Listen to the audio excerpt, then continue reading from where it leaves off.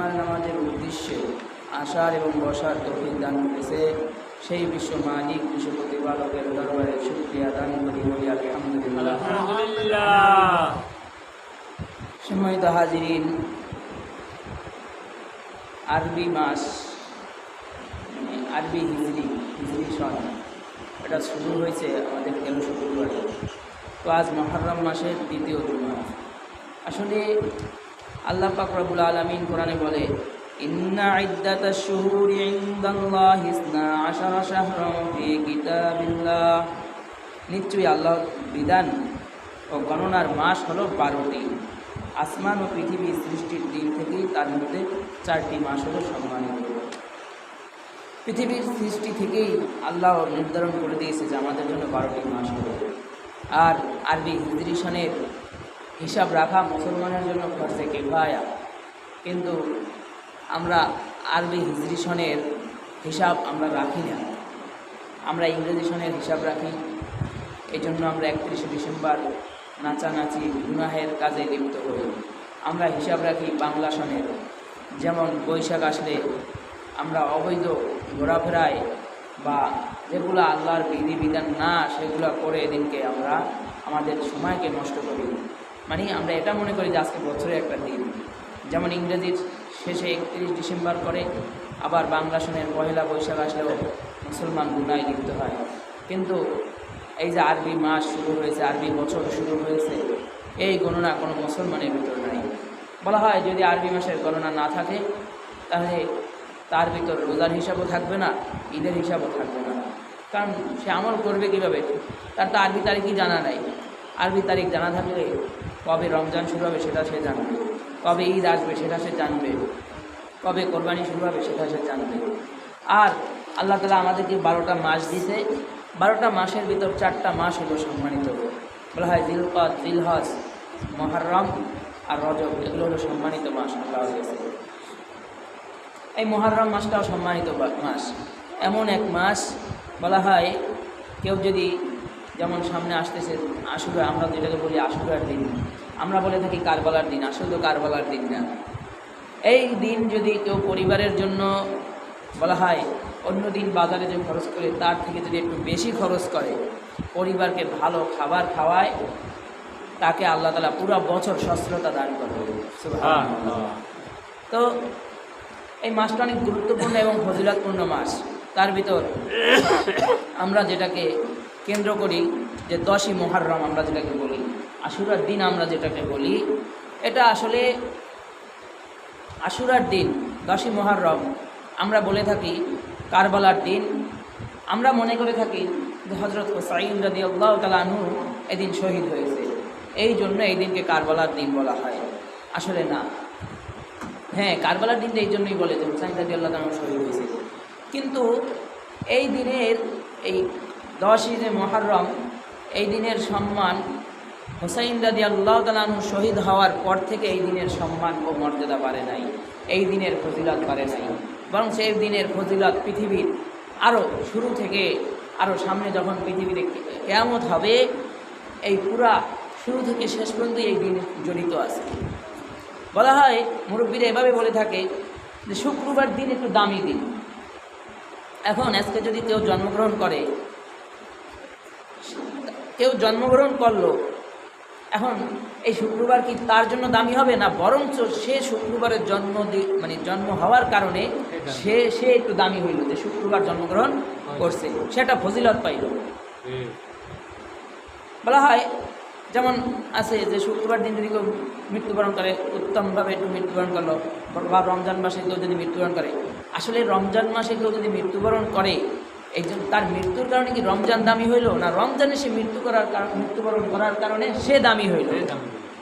বরঞ্চ হুসাইন রাদিয়াল্লাহু তাআলা আনহু 10ই মুহররম শহীদ হওয়ার কারণে তার শহীদি মর্যাদার একটু দামি হইল, ফজিলত বাড়ল সে 10ই মুহররম শহীদ হওয়ার কারণে। কিন্তু কারণ হুসাইন রাদিয়াল্লাহু তাআলা তো শহীদ হয়েছে আল্লাহর রাসূল ইন্তেকালের অনেক পরে। আর কোরআন বলে দিন তো পূর্ণাঙ্গ করে দিয়েছে, আল-ইয়াওমা আকমালতু লাকুম দীনাকুম ওয়া আতমামতু আলাইকুম নি'মাতি ওয়া রাদিতু লাকুমুল ইসলামা দীনা, যে আমি আপনাদের উপরে নিয়ামত এবং দিন কী করলাম? পূর্ণ করে দিলাম।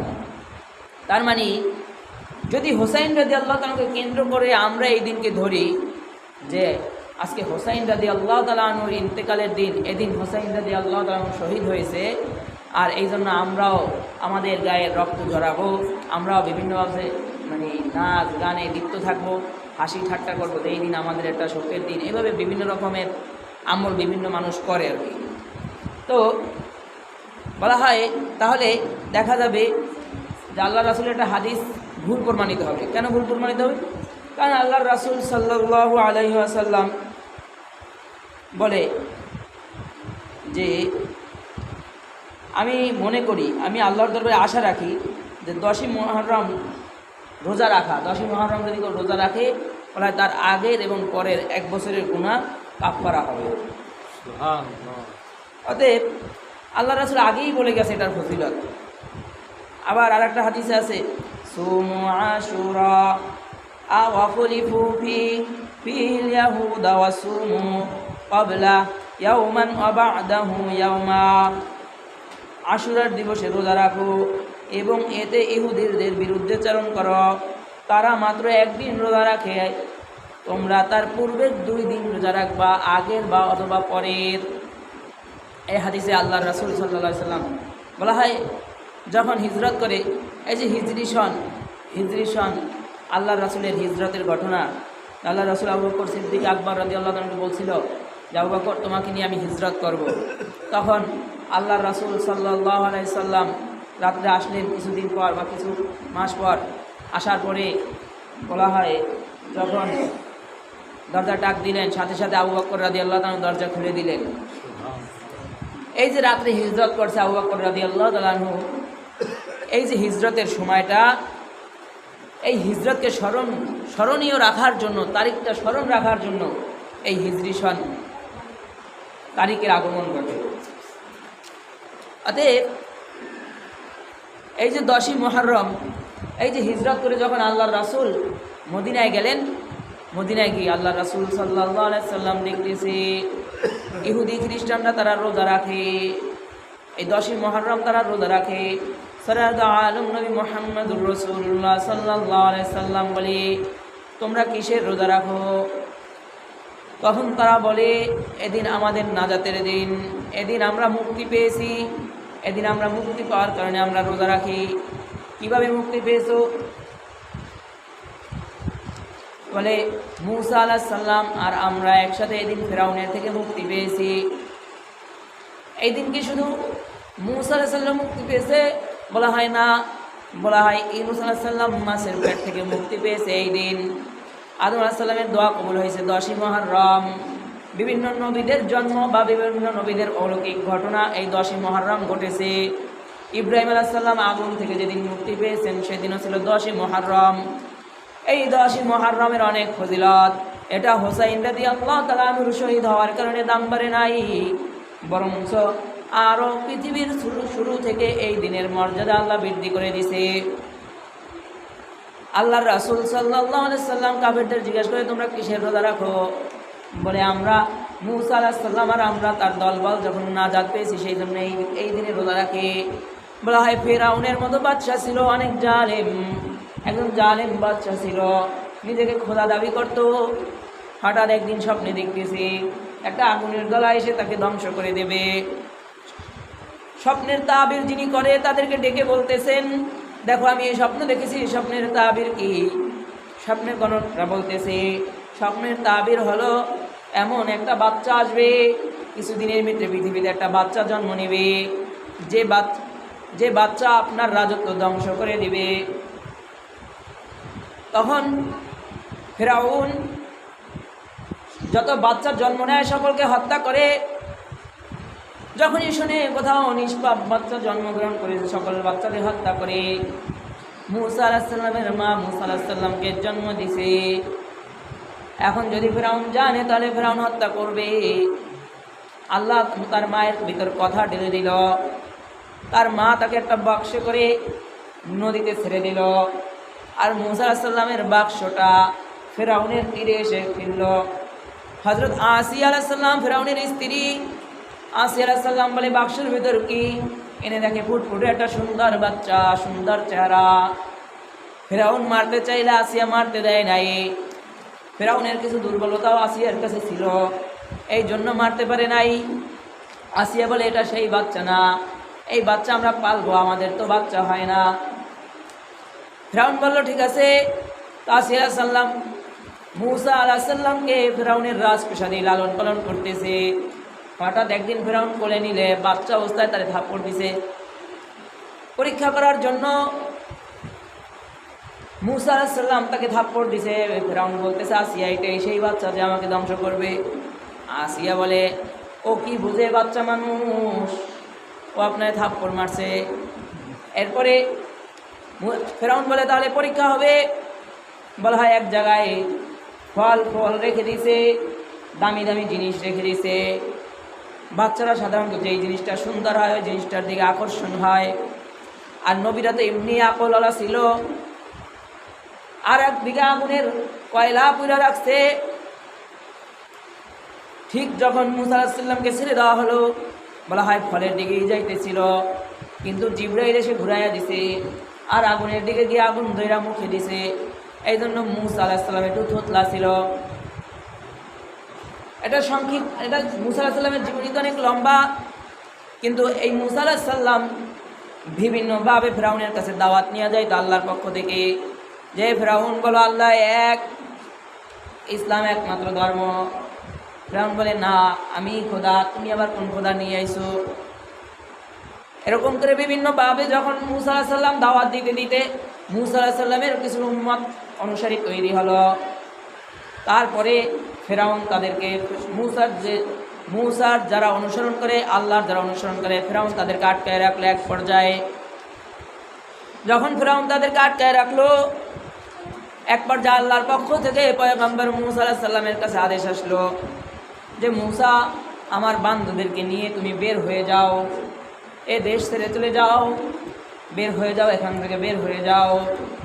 মুসা আলাইহিস সালাম তার উম্মতদেরকে নিয়ে যখন বের হয়ে গেলেন, বের হয়ে যখন চলতে লাগলেন, কিছু সময় পর দেখা গেল ফেরাউনও তার দলবল নিয়ে মুসা আলাইহিস সালামের দলের পিছে লাগলো। আর এইদিকে মুসা আলাইহিস সালাম সমুদ্রের কাছে গিয়ে ঠেকলো।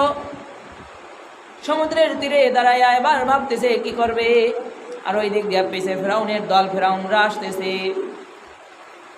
ফেরাউনের দলবল যখন পিছে থেকে আসতেছে, মুসা আলাইহিস সালাম তখনও বলে চিন্তা করো না, আমার সাথে আমার রব আছে। আমরা তো কিছু হইলে হতাশ হয়ে যাই, হতাশ হওয়া যাবে না। সব সময় ভাবতে হবে আমার রব আমার সঙ্গে আছেন, আমার রব আমার জন্য উত্তম রাস্তার ব্যবস্থা করে দেবে। মুসা আলাইহিস সালামের এক মুজিজা ছিল লাঠি। লাঠি দিয়া মুসা আলাইহিস সালাম যখন যেটা আল্লাহ করতে করতো, আর সাথে সাথে লাঠিটা সেইটা হয়ে যেত। যদি বলতো লাঠি সাপ হয়ে যাও, সাপ হয়ে যাইতো। আবার একই লাঠি দিয়ে গাছ থেকে পাতা পাইরা ছাগলরে খাওয়াইতো। আবার ওই লাঠি দিয়েই তিনি হাঁটতেন, ওই লাঠি দিয়েই তিনি পাহাড়ের পাথরে বাড়ি দিয়া তারপরে তার উম্মতের জন্য পানির পিপাসার পানি বের করেছেন। ওই লাঠি মুসা আলাইহিস সালামের তো হাতে। আল্লাহ বলে মুসা তোমার হাতের লাঠি দিয়া সমুদ্রে বাড়ি দাও।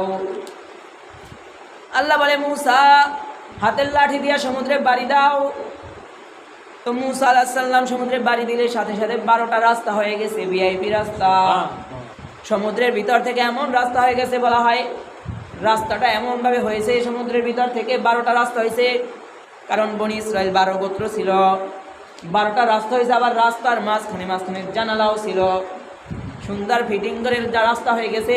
কারণ সোজা রাস্তা হয়ে গেলে তা অন্ধকার হয়ে যাবে, কিভাবে সমুদ্র পার হবে। এই জন্য আবার রাস্তার মাঝখানে আল্লাহ জালনার সিস্টেমও করে দিছে। মুসা আলাইহিস সালাম তার দলবল নিয়ে যখন রাস্তায় ঢুকে গেল, মুসা আলাইহিস সালাম যাইতেছে, আর এই দিক দিয়ে ফেরাউনরা এই দেখে সুন্দর রাস্তা হয়েছে, এই রাস্তা বুঝি তার জন্যই হয়েছে। মুসা আলাইহিস সালাম নদী পাড়াইয়া, সমুদ্র পাড়াইয়া ওপার উঠে গেল। যখন মুসা আলাইহিস সালাম ওপার চলে গেল, এবার দেখতে পাইল যে ফেরাউনরাও আবার এই রাস্তা থেকে আসতেছে।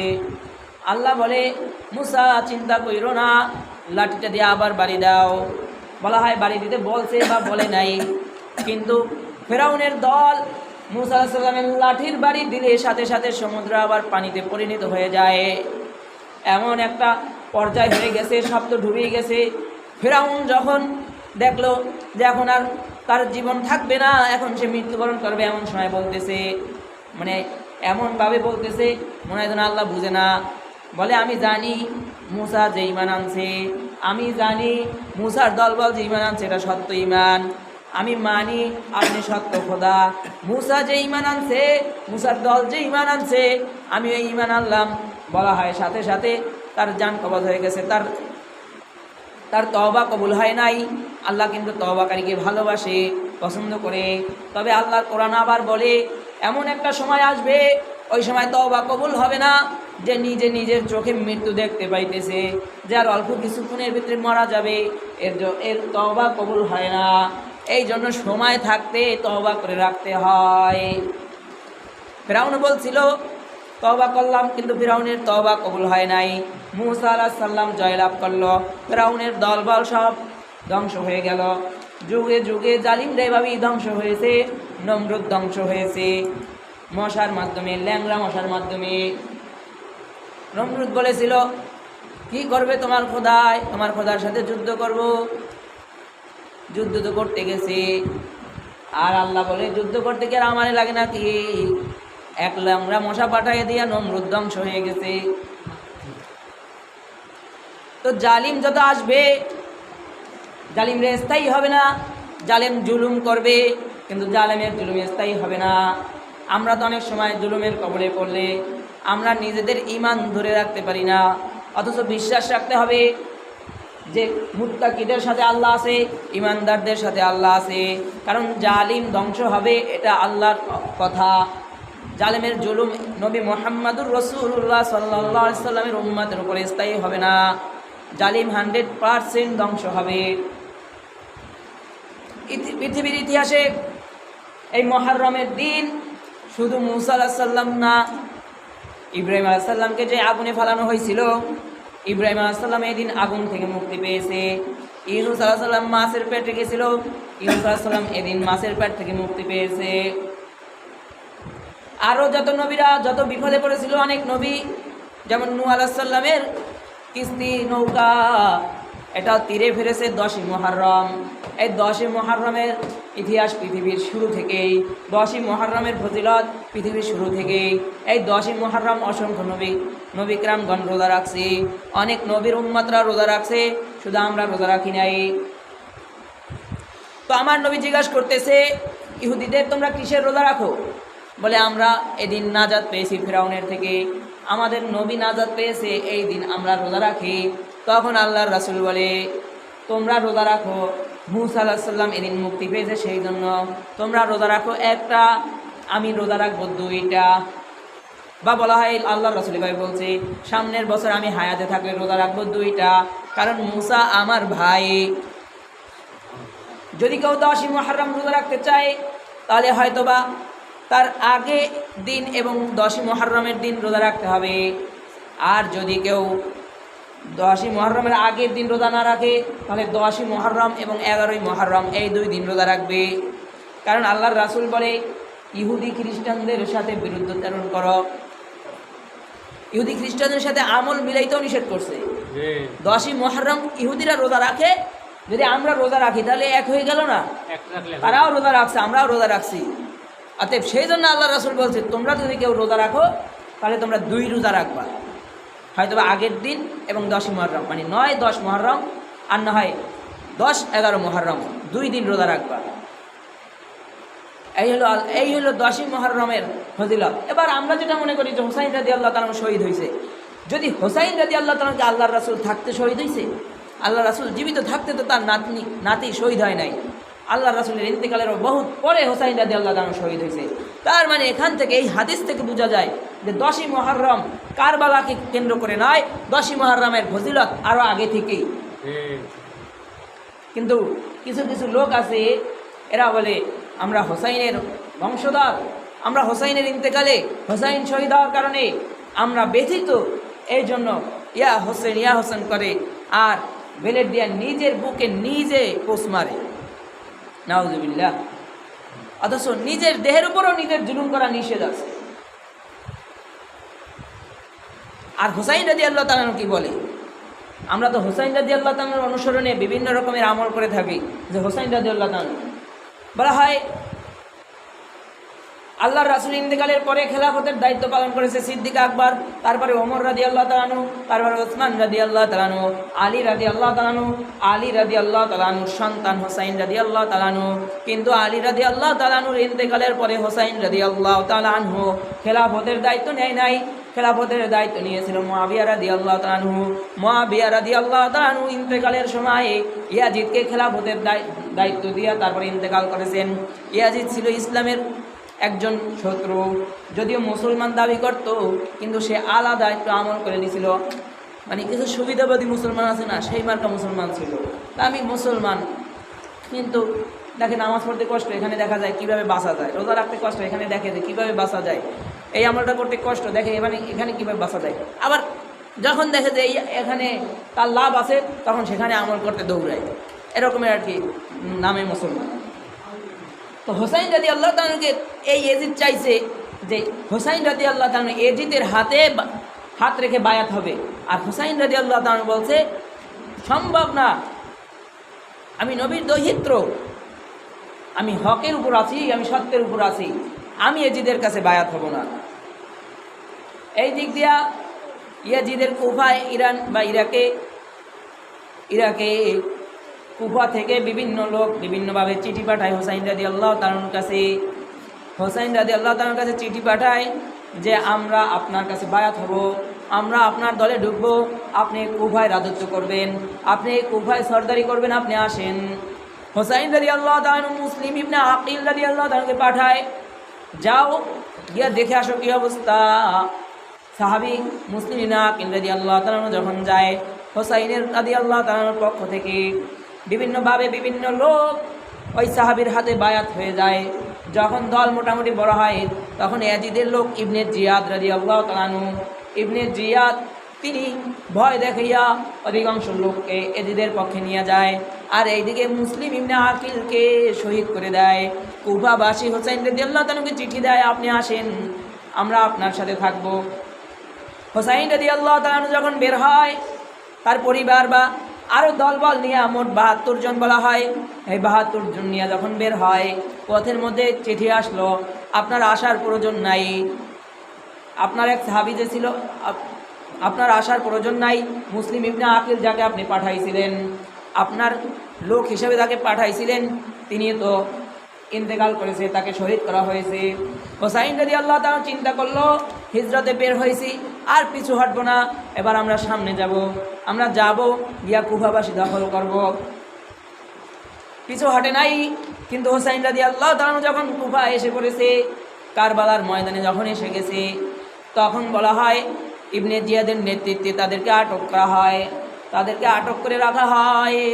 হোসাইন রাদিয়াল্লাহু তাআলা বলে, এক পর্যায়ে হোসাইন রাদিয়াল্লাহু তাআলা বলতেছে যে আমাকে মক্কায় যেতে দেন, আর না হয় যেখানে ইচ্ছা সেখানে আমাকে যেতে দেন, এখানে আটকে রাখেন না, আর না হয় আমাকে এজিদের সাথে সাক্ষাৎ করান।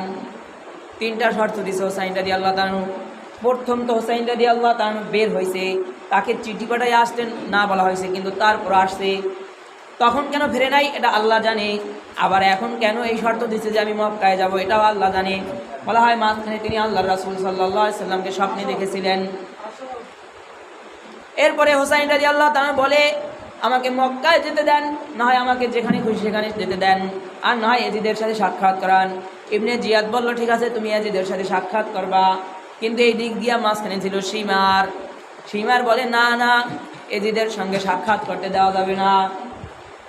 শর্ত মানলেও মাঝখানে চিঠি পাঠায়, হোসাইন এজিদের সাথে দেখা করবে।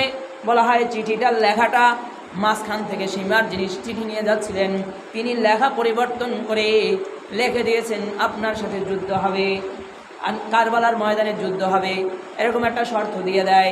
মানে চিঠিতে যেটা লেখা ছিল পুরা চিঠির কথা পরিবর্তন করে মাঝখানে সীমার, আমরা বলি না তুই যেটা সীমার, এই সীমার চিঠি ঘুরাই দেয়, চিঠির লেখা পরিবর্তন করে দেয়। হোসাইন রাদিয়াল্লাহু তাআলা চিঠি পেয়ে অবাক হয়ে যায়, আর এজিদের সাথে দেখা করতে পারে না। ইবনে জিয়াদ হোসাইন রাদিয়াল্লাহু তাআলা কাকুতি মিনতি করে, কিন্তু দেখা হয় না। বলা হয় যখন আস্তে আস্তে 10ই মুহররমের দিন ঘনাই আসে, 10ই মুহররমের দিন যখন আস্তে আস্তে ঘনাই আসে, এক পর্যায়ে তার বোন কাঁদতেছে, হাউমাউ করে কাঁদতেছে। বলে কান্না করো কেন? বলে যুদ্ধ শুরু হবে, তুমি শহীদ হয়ে যাও যদি। বলে খবরদার, কান্না করবা না, কান্না করবা না, আমি ইন্তেকাল করলেও কান্না করবা না, আমি যদি শহীদ হয়ে যাই তারপরও কান্না করবা না। যেখানে হোসাইন রাদিয়াল্লাহু তাআলা কি বলছে, আমি ইন্তেকাল করব, কিন্তু এর জন্য তোমরা কোনো উলট পালট করবা না, কান্নাকাটি কিচ্ছু করবা না, যেভাবে আসো তোমরা চলে যাবা। হোসাইন রাদিয়াল্লাহু তাআলা তার সঙ্গী সাথী যারা ছিল এদেরকে বারবার বলছে তোমরা চলে যাও, এজিদের প্রয়োজন আমাকে, তোমাদেরকে নয়। তোমরা যদি চলেও যাও, পরিবার পরিজন সকলকে বলছে তোমরা যদি চলেও যাও, এজিদ তোমাদের কারো পথ আটকাবে না, কারণ এজিদের প্রয়োজন হলো হোসাইনকে। আমি এক হোসাইনকে পেলে আর এজিদের কাউকে প্রয়োজন নাই, তোমরা চলে যাও। কিন্তু সাহাবায়ে কেরাম বলে, আরে না, আমাদের ভয় হয় যে হোসাইন রাদিয়াল্লাহু তাআলা আল্লাহর রাসূল এত মহব্বত করছে, আর এই হোসাইন রাদিয়াল্লাহু তাআলা আনহুকে এখানে বিপদের মধ্যে ফেলে রেখে আমরা চলে যাব। হাসরের ময়দানে আল্লাহর রাসূল যখন দাঁড়ায় বলবে, আমার নাতনিরে ভাড়ায় তোরা চলে গেছিলি, বলেন না হোসাইন, সেদিন আল্লাহর রাসূলের কাছে কি জবাব দিব? কোনো সাহাবী যায় না, যুদ্ধ শুরু হয়ে যায়। যুদ্ধ শুরু হয়ে গেলে এক পর্যায়ে হোসাইন রাদিয়াল্লাহু তাআলা যুদ্ধ করতে নামে। বাচ্চা একটা আসছিল হোসাইন রাদিয়াল্লাহু তাআলা আনহুর কাছে পানি খাবে, বলে ভাই ওরকে একটু পানি খাইতে দাও। কাফেররা বলে না, কোনো পানি খাইতে দেওয়া হবে না। বাচ্চাটা পানির পিপাসায় মারা যায়। হোসাইন রাদিয়াল্লাহু তাআলা বাচ্চাটাকে দাঁড়ায় বলে, আল্লাহ, এই বাচ্চাটার হাতে নিয়ে বলতেছি আমি বাতিলের কাছে মাথা নত করবো না কোনো সময়, কিন্তু নিষ্পাপ একটা বাচ্চার প্রাণ গেল, এই বিচারটা আপনার কাছে দিলাম, হাসরের ময়দানে এই বিচারটা আপনি করবেন। হোসাইন রাদিয়াল্লাহু তাআলা যুদ্ধ করতে লাগলো, বিভিন্নভাবে যুদ্ধ করলো। যুদ্ধ করতে করতে এক পর্যায়ে তিনি ক্লান্ত হয়ে গেলেন। ক্লান্ত শরীর যখন হয়ে গেল, বলা হয় শরীরের ভেতর 32টা বা 33টা তীর ঢুকছে। শরীর ঝাঁঝরা হয়ে গেছে, ছুরির আঘাত, তীরের আঘাত, শরীর ঝাঁঝরা হয়ে গেছে, শরীরের ভিতর তীরের আঘাত আর ছুরির আঘাতের কারণে রক্ত জড়তেছে। ক্লান্ত শরীর নিয়া ছুরিটাকে এইভাবে রাইখা, ছুরির উপর মাথা রাইখা নুয়ে পড়ছে। কিছু কিছু বলতেছে ইয়াজিদের লোকেরা যে হোসাইনের মাথা নিচু হয়ে গেছে, দাও গর্দান আলাদা করে দাও, এখন গলা পাছায় একটা পোজ দিয়ে দাও, গলার উপর ছুরি লাগায় দাও। কেউ কেউ যখন গলায় ছুরি লাগাবে, তখন আবার কোনো সাহাবী ভয় পেয়ে গেল, বলে না না না, এই গলায় ছুরি লাগানো যাবে না, কারণ এই গলায় আল্লাহর রাসূল অসংখ্যবার চুমা দিছে। এই গলায় যদি ছুরি লাগাই তাহলে স্বয়ং আল্লাহর রাসূলের ঠোঁটে ছুরি লাগাবো, অতএব আমাদের দ্বারা এগুলো সম্ভব হবে না। এভাবে করতে করতে ইবনে জিয়াদেরও মনটা হোসাইনের পক্ষে চলে যাইতেছে। সীমার এদিক দিয়ে দেখতেছে যে সবগুলার মাইন্ডগুলো হোসাইনের দিকে চলে যাইতেছে, সব হোসাইনের পক্ষে যাওয়ার সম্ভাবনা আছে, সবাই হোসাইনের প্রতি দুর্বল হয়ে যাইতেছে।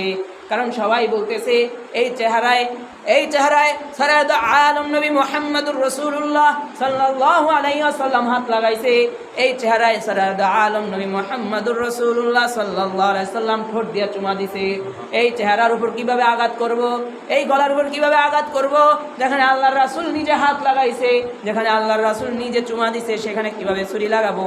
কোনো সাহাবী সাহস না করলে, মানে এজিদের পক্ষে যে যারা ছিল এরাও তো সাহাবী ছিল, এরা সাহস না করলে সীমার মাঝখান থেকে এসে সীমার একটা ছুরি নিয়ে তারপর হোসাইন রাদিয়াল্লাহু তাআলা আনহুর গলাটা আলাদা করে দিল দেহ থেকে। নাউজুবিল্লাহ। হোসাইন রাদিয়াল্লাহু তাআলা আনহুর দেহ থেকে গলাটা আলাদা করছে, শুধু তাই না, বরং পরবর্তীতে হোসাইন রাদিয়াল্লাহু তাআলা আনহুর দেহের সাথে রশি বাইন্ধা তারপর ঘোড়ার সাথে লাগায়া মাঠের মধ্যে টানছে। আর কল্লাটা নিয়া হোসাইন রাদিয়াল্লাহু তাআলা আনহু কল্লাটা নিয়া এজিদের কাছে পাঠাই দেওয়া হলো।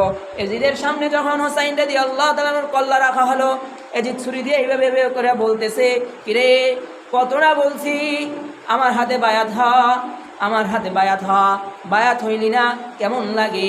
কল্লাটা নিয়ে এইভাবে করতেছিল। এজিদের বউ ছিল ভালো মানুষ, স্ত্রী বলতেছে আপনার কি ডর ভয় করে না? আপনার কি ডর ভয় নাই ভিতরে?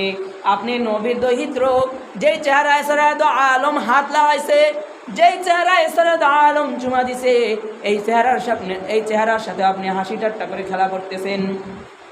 সাথে সাথে এজিদের ভিতরে একটু ভয় এসে গেছে। বলা হয় হোসাইন হত্যা হয়েছে এই কারণে।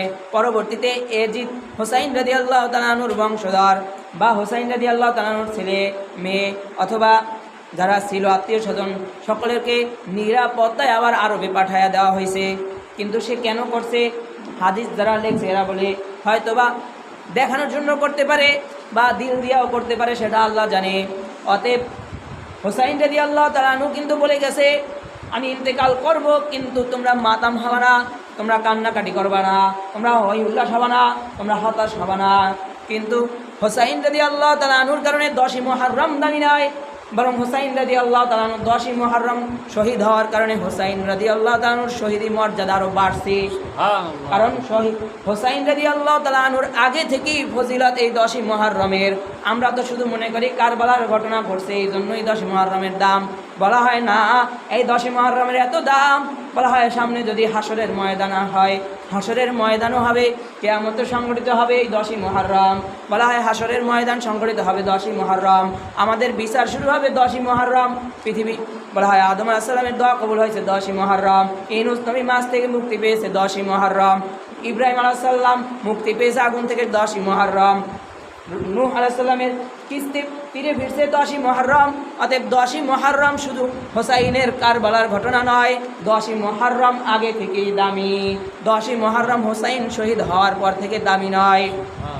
তবে এটা আমাদের জন্য ব্যথা, এটা আমাদের জন্য বেদনাদায়ক যে এই দিনে 10ই মুহররমের দিনে আল্লাহর রাসূলের নাতি আল্লাহর রাসূল যাকে এত মহব্বত করছে, বলা হয় আল্লাহর রাসূল জুমার মিম্বরে খুতবা দিতেছে, জুমার মিম্বরে যখন খুতবা দিতেছে আর ফাতেমা রাদিয়াল্লাহু তাআলা আনহু হাসান রাদিয়াল্লাহু তাআলা আনহু হুসাইন রাদিয়াল্লাহু তাআলা আনহুকে সাজাইয়া পাঠাই দিছে, যাও তোমার নানা নামাজ পড়ায়, তোমরাও গিয়ে নামাজ পড়ো।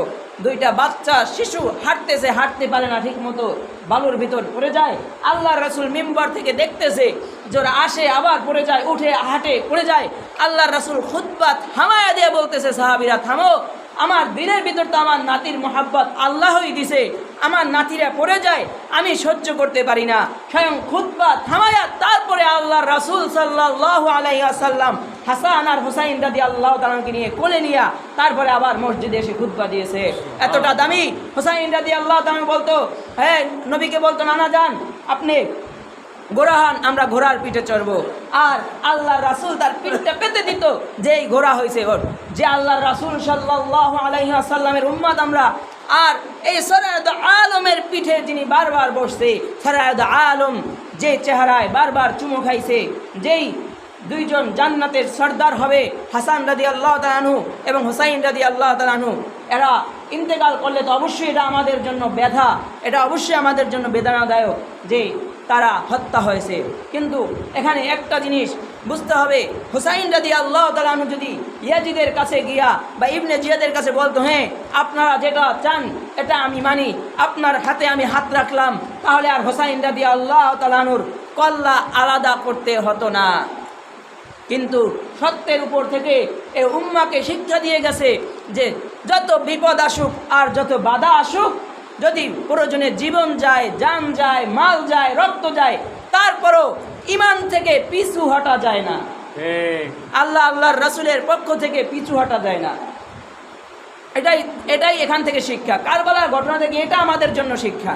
কারবালার ঘটনার দ্বারা 10ই মুহররম ইয়া হোসেন করে আর নিজের গায়ে বেলেট দিয়ে পুষাইয়া তারপরে বলা হয় যে হোসাইন রাদিয়াল্লাহু তাআলা একদিন শহীদ হয়েছে, তার রক্ত গেছে আর আমরাও তাকে রক্ত দিই। সম্পূর্ণ একটা বাতিল আমল, কারণ এর কোনো দাম নাই এ আমলে। অতএব 10ই মুহররম যদি রোজা রাখা হয়, বলা হয় 2টা রোজা রাখতে, এবং আল্লাহর রাসূল বলে যে আগের এবং পরের 1 বছরের গুনাহ আল্লাহ কাফারা করে দিবে। আবার এদিন যদি কেউ বলা হয় উত্তম খাবারের ব্যবস্থা করো, পরিবারে আপনি প্রত্যেক দিন বাজারে খরচ করেন 500 টাকা, এদিন যদি 1000 টাকা খরচ করেন, মানে বেশি খরচ করেন পরিবারের জন্য, তাহলে পুরো বছর তাকে সচ্ছলতা দান করা হবে। এবং এই মুহররম মাসে বেশি বেশি আমল করা, বলা হয় মুহররম মাসে বেশি বেশি আমল করলে সে সারা বছর বেশি বেশি আমল করতে পারবে। এটা হলো আমাদের জন্য করণীয়। এই জন্য যারা রোজা রাখবেন তারা কালকে মানে শনিবার রবিবার, মানে আজকে রাত্রে খানা খাইতে হইবে যদি আজকে রাখে, শনিবার এবং রবিবার। আর যদি শনিবার না রাখে তাহলে রবিবার এবং সোমবার, এই 2 দিন রোজা রাখতে হইবে। একদিন রাখলে সেটাকে মাকরুহ হিসেবে ধরা হয় আর কি। এই জন্য যারা রোজা রাখবে, যে আশুরার রোজা রাখবো, ফজিলত অর্জন করব, তারা শনিবার রবিবার অথবা রবিবার বা সোমবার 2 দিনের, মানে 3 দিন বলা হয়েছে, 3 দিনের যে কোনো 2 দিন রোজা রাখলেই মুহররমের রোজা রাখার ফজিলত পাবে ইনশাআল্লাহ। যতটুকু কথা বলা হয়েছে আল্লাহ তাআলা আমাদেরকে আমল করার তৌফিক দান করুন। আখির দাওয়ানা আলহামদুলিল্লাহি রাব্বিল আলামিন।